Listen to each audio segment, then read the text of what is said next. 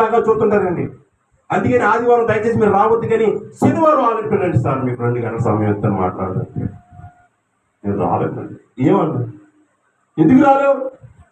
నేను నిద్ర తట్టుకోలేను. ఏమన్నా మీకు తెలుసా, నేను 3 సార్లు అమెరికా హాస్పిటల్లో, ఒక సెంట్రల్ హాస్పిటల్లో చచ్చిపోయి బ్రతికేనండి అన్నాడు. ఎప్పుడు రాత్రిలో పగలని అడిగాను. రాత్రిలో ఏమైంది అన్నాడు.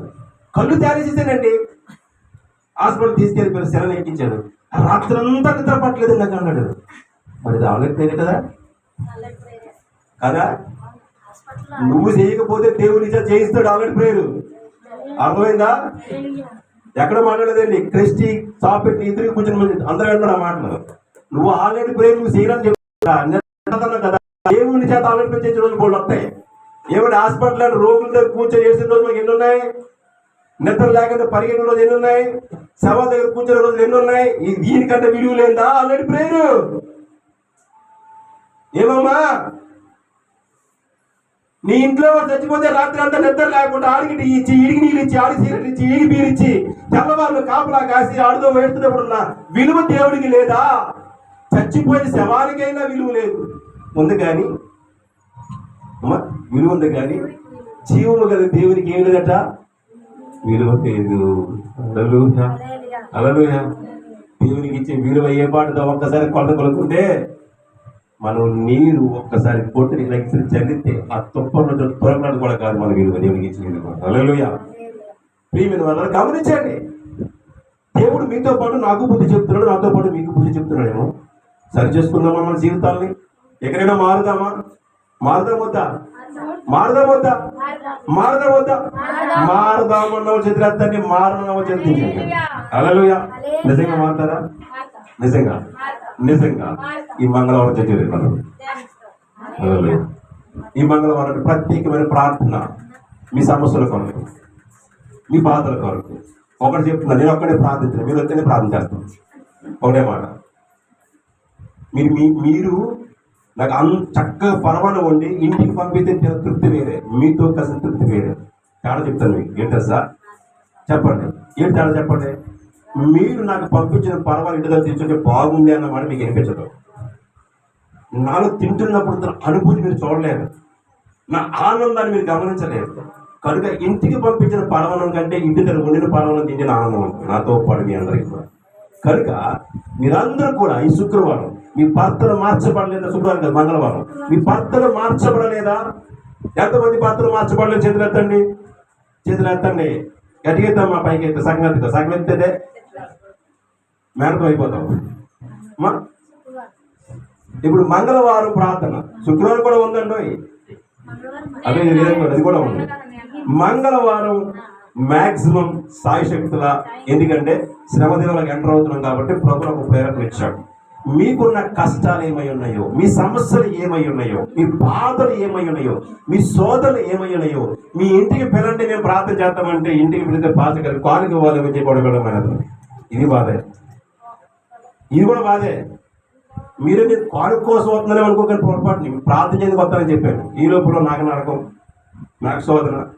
పాస్టర్ గారు ఎవరంటే చంద్రమోహన్ సెల్ అయిపోయింది, నేను వచ్చి అలాగే అయిపోయాడు. ఐఎమ్ కాలు నా చెయ్యాలి. ఈ రెండు కూడా ఆలోచించి ఉండొచ్చు మీరు, దాన్ని తప్పట్టు. మీతో పాటు మేము మాతో పాటు కలిసి ప్రార్థన చేద్దామన్నా సరే రావట్లేదు. ఈ పాపమా కాదంటే సమయం భక్తులు అంటున్నాడు, మీరు వచ్చినా రాకపోయినా నేను నా ఇంటి వారు యెహోవాను సేవించడం. హల్లెలూయా. కనుక ప్రియులారా, గర్వపడద్దు, అహంకారం చూపించొద్దు.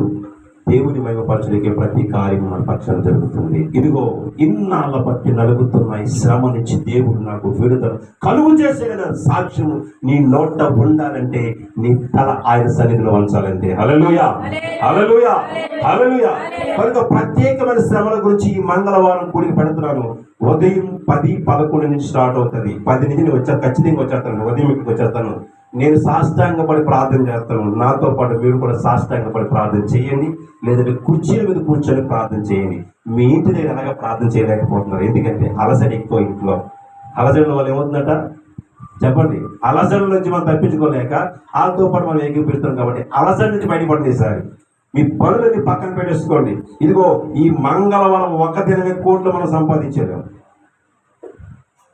అని చెప్తున్నాను.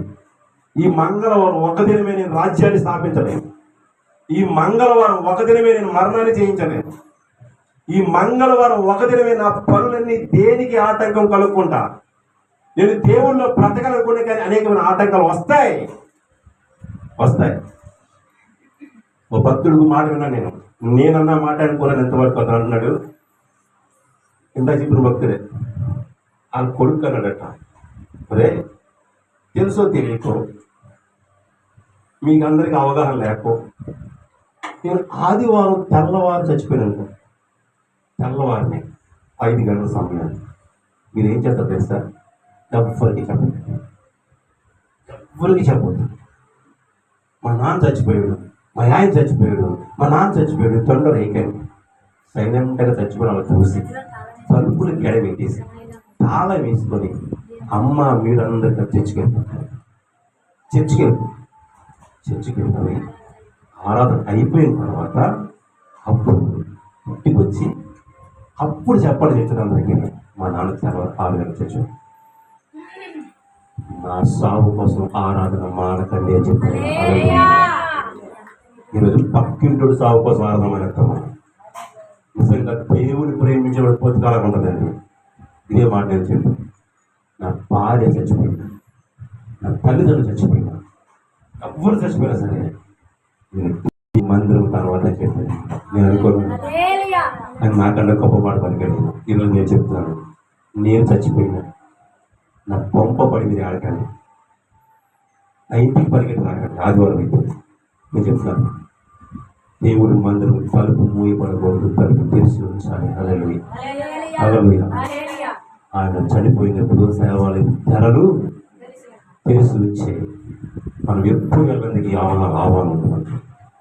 దేవుడి మందిరం చచ్చిపోయి నా భార్య కూడా తీసుకొచ్చే ప్రయత్నం చేయండి. మీరు తెలుస్తుంది అని నువ్వు కూడా చెప్పొద్దు. అవి చచ్చిపోయాను ముందే వచ్చేస్తారు అందరికీ. దానిలో పనులు వచ్చేస్తారు. ఏమి చేయండి. చచ్చిపోయిన తర్వాత ఆదివారం అయితే దేవుడి మందిరంలోకి వచ్చి అన్నిటి కాచి ఏడ్చి ప్రార్థన అంతా అయిపోయింది. నా కోసం ప్రార్థన త్వరగా ముగించొద్దు. అది కూడా చెప్తున్నాను. నా శవం 1 రోజులో కూలిపోయింది కాదు, 2 రోజులు టైం పడుతుంది. జీవము గల యేసయ్యని ఎంత సమయం అయితే మనం ఆదివారం ఆరాధిస్తున్నాం అంత సమయం ఆరాధించండి.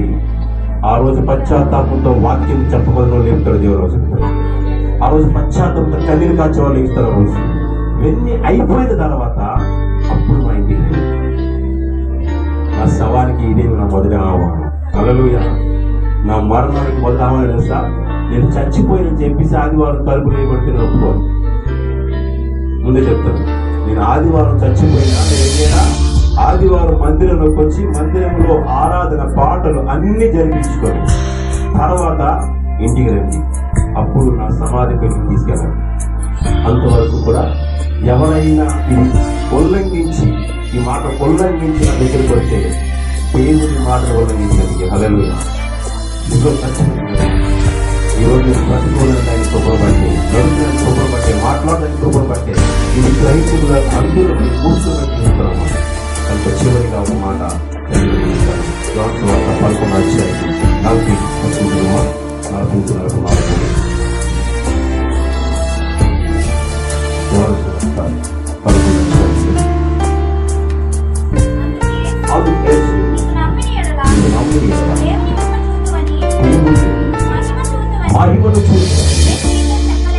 ఏం కావాలి? ఎవరి మహిమ కావాలి? నీ గురించి, నా గురించి. దేవుడు మహిమపరచబడాలి. చచ్చిపోయిన శవము, చచ్చిపోవడం కూడా ఎవరు మహిమపరచలేక? ఎవరు మహిమపరచ చెప్పండి. చూడండి, చచ్చిపోయిన వాడు దేవుని ఎలా మహిమపరచగలడు? ఇక్కడ వాక్యం రాయబడి ఉంటుంది, చనిపోయిన మృతులైన మనము ఆత్మ సంబంధం ఆత్మ ఎక్కడంటే దేవుని దగ్గర వెళ్ళిపోతే శరీరం ఇక్కడ ఉండిపోతుంది. కానీ మనం ఆత్మ సంబంధమైన మనము మనం చచ్చినను బ్రతికిన వారితో సమానం. హల్లెలూయా. మనం చనిపోయినది అవుతాడా, బ్రతికిన వారితో సమానం. అందుకే ప్రభు లాజరు నిద్రిస్తున్నాడు అన్నాడు. అక్కడ ఏమన్నాడు? నా లాజరు నిద్రిస్తున్నాడు. మనం చచ్చిపోవడం కాదండి, నిద్రించడం. ప్రభువులను మనం గుర్తించబడింది కదా, ఆత్మతో లేకపోతున్నాం. కనుక మనం పడుకున్నాక చచ్చిపోలేదు. అందుకనే పడుకొని చచ్చిపోయిన వాళ్ళని పరిగెత్తాం. ఎక్కడికి? ఆయన వాళ్ళు ఎక్కడికి వెళ్ళకండి. దేవుడి తండ్రికి ఇల్లు వచ్చిన తర్వాత ఎవరు ఏమనుకోరు, ఎవరు ఏమనుకోవడానికి బాధపడి అసలు మీరు వచ్చిన లేదా చూడలేదు. మీరు పనుకొచ్చిన చచ్చిపోయి ఎక్కువ వస్తుంది కదా, జగన్ లేదా, ప్రజలు చాలా వచ్చారు లేదా, నాకు ప్రాథమిక తల్లి వచ్చారు లేదా అని చూడదు కదా.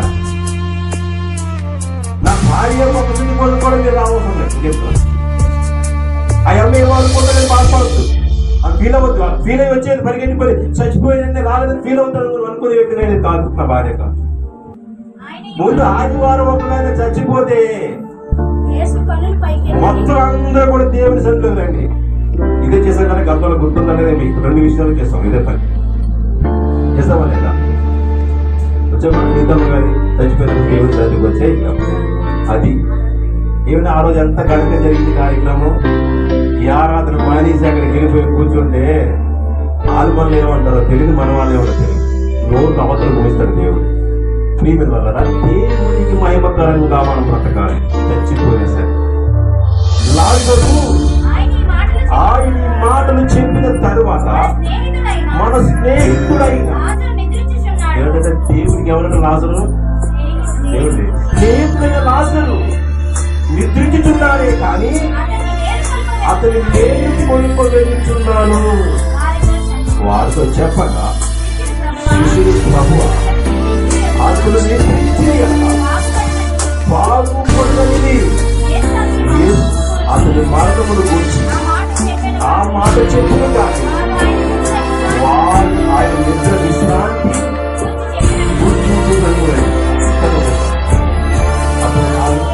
అందుకే లాజరు చనిపోయింది మీరు నమ్మునట్లు.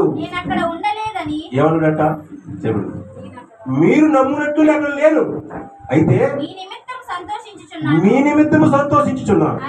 అయినను అతని యొద్దకు మనం వెళ్ళుదము రండి అని స్పష్టముగా వారితో చెప్పాను. చెప్పి అందుకు దిగుమానపడిన తోమ ఆయనతో కూడా చనిపోవుటకు మనము వెళ్ళుదమని తనతో కూడా శిష్యులతో చెప్పినప్పుడు యేసు అక్కడికి వెళ్ళి యేసు వచ్చి అది వరకే అతడు ఎన్ని రోజులు ఎందుకు చచ్చిపోయి 4 రోజులు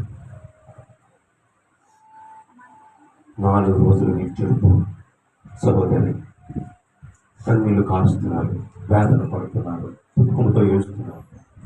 చచ్చిపోయింది. లాజరుకి రోగం ఉంది, లాజరుకి ప్రాణం పోయింది, కుళ్ళిపోయిన శరీరంతో శవం ఉంది, పెద్ద వస్త్రంతో కట్టబడి ఉన్నాడు. లాజరును చూసి దేవుడు అంటాడట, లాజరు నువ్వు బయటికి రా. హల్లెలూయా. యేసు కన్నులు పైకెత్తి తండ్రి నీవు నా మనవి వినునందున ఎవరికి దేవుని మహిమపరచడం లేదు. ఇక్కడ మనం ఏం చేస్తున్నాం చెప్పండి? దేవుని మహిమపరచడానికి అద్భుతమైన అవకాశం దేవుడు యేసయ్యకి ఇచ్చాడు. హల్లెలూయా. తన తండ్రికి మనవి చేసుకోవడానికి గొప్ప ప్రార్థన చూడండి.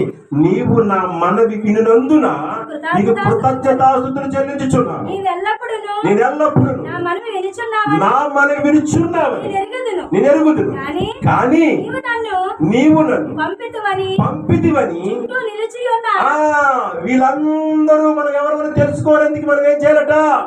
దేవుని మహిమపరచాలి. హల్లెలూయా, హల్లెలూయా, హల్లెలూయా. మనం దేవుని దేనికి మహిమపరచాలట? మనం ఎవరో వాళ్ళకి తెలియాలి.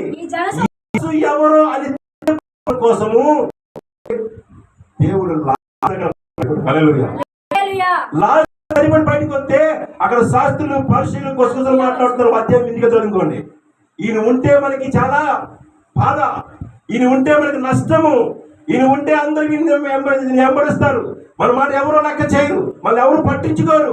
కనుక ఈయన ఏ విధంగా అయినా సరే మనము తప్పించాలని ప్రయత్నం చేస్తున్నాం. హల్లెలూయా. జనసమూహము నమ్మునట్లు ఆ, వారి నిమిత్తం ఈ మాట వారి నిమిత్తం ఈ మాట చెప్పానని ఆయన అలాగ చెప్పి ఆయన అలాగూ చెప్పి లాజరు బయటికి రమ్మని దగ్గరగా చెప్పగా చనిపోయిన వాడు కాళ్ళు చేతులు పేద వస్త్రముతో కట్టబడిన వాడై వెలుపలికి వచ్చెను. హల్లెలూయా. చచ్చిపోయిన నిన్ను ఇక్కడ శరీరంగా లేకపోవచ్చు, కానీ ఆత్మతో మనం లేకపోవాలి. హల్లెలూయా. ఆత్మతో మనం లేపబడాలంటే మొదట మనం దేవుని మాటకు అంగీకరించాలి. హల్లెలూయా. దేవుని పాటలో మనము నడవాలి, దేవుని ఆజ్ఞను మనము పాటించాలి ఖచ్చితంగా 100%. ఇవన్నీ చేయగలిగినప్పుడే మనము ఆయనతో పాటు లేపబడతాము. హల్లెలూయా. లేదు అంటే మనం ఆయనతో లేపబడలేము. రెండోది ఆయనకు మహిమ తేలేము. మన వల్ల ఆయనకి చెడ్డ పేరు, మన వల్ల ఆయన అనేక మంది అనరాని మాటలు అంటూనే ఉంటాం. ఏది మంచిదో ఏది చెడ్డదో మనకు తెలుసు, తెలియని వారం అయితే కాదు. తెలియక చేస్తే పాపము, తెలిసి చేస్తే ఎవరు ఏది కలిపి చెప్పండి. అది తెలిసి చేస్తే పాపము, తెలియక చేస్తే చెప్పండి తెలియదు. అడిగేం తెలియదు. చిన్నపిల్లలు తెలియదు రోతలు చేయడం అని ఏం చేద్దాం, రోత గబుకొని చేయద్దాం కలిగదు. అదే పెద్దవాడు చేస్తే అంతే కదా. ఏమంటారు చెప్పండి, అర్థం లేదు. పెద్దవాడు రోజులు చేస్తే పిచ్చోడితో పోలుస్తాం అంతే కదా. ఆడపడే చేయగలరు. ఒక గొప్ప డాక్టర్ పిచ్చోడు అయిపోయాడు, ప్రసంగాన్ని పొడికి వెళ్ళిపోతున్నాడు. అప్ప ఆయన పేరు సీఆర్, చాలా హైట్ ఉంటాడు ఆయన, చాలా హైట్, మంచి డాక్టర్. వాడు పిచ్చోడు అయిపోయాడు. ఎందుకు పిచ్చోడు అంటే తన భార్య వల్ల లేకపోతే ఏమైతే కుటుంబంలో సమస్య వచ్చి పిచ్చోడు అయిపోయాడు. వాడు చూస్తే అంత బాధ అనిపించిందండి. చిన్న వయసు మాది, ఏమంతా ఉండేవాడు చిన్న వయసు. వాడు బట్టలు పిచ్చి బట్టలు తిరిగి నాకు తెలియదు. పిచ్చోడు మారిపోయాడు అందరం. వాడు ఒక ప్రకాశంతో ఒక ప్రాంతం ఎలా ఉందంటే పెద్ద గడ్డ ఉండి మొలతుపుల నుండి ఆ గడ్డలోకి వెళ్ళిపోయి ఆ రోతలు తినేవాడు. పాపం ఆయన తెలియదు, పాపం పిచ్చివాడు అయిపోయాడు. తర్వాత నన్ను ఎట్లా చెప్పి డాక్టర్, మంచి డాక్టర్, ఎంబీబీఎస్ డాక్టర్, పిచ్చోడు అయిపోయాడు. ఇంట్లో ప్రాబ్లమ్స్ వల్ల అయిపోయాడు. అంటే వాడికి ఆహారం పెట్టుకుని మనం చూడండి, వాడిని మనం క్షమించవచ్చు.